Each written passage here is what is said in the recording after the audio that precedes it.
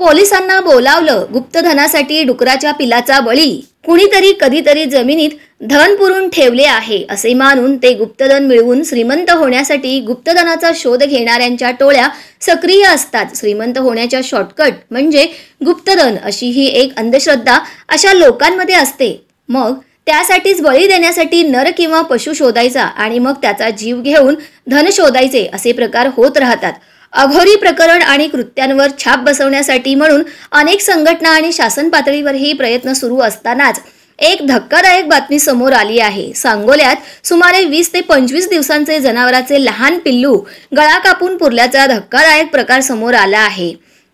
समोर आलेल्या माहितीनुसार महूद येथील व्यसनमुक्ती संघटनेचे सामाजिक कार्यकर्ते मोहन जाधव हे नेहमी शनिवारी सकाळी 8च्या सुमारास शेतात गेले होते। त्यावेळी त्यांना शेतात खड्ड्यावर लिंबे, नारळ, पान, सुपारी, हळकुंडे, भाकरीची चवड, हळदी कुंकू, शेंदूर व टाचण्या लावलेली उलटी पुरलेली भावली, उदबत्त्या असे साहित्य आढळून आले। त्यांनी बारकाईने पाहिले असता हा प्रकार नरबळीचा असल्याचा संशय आला। त्यांनी तात्काळ पोलिसांना या संदर्भात माहिती दिली।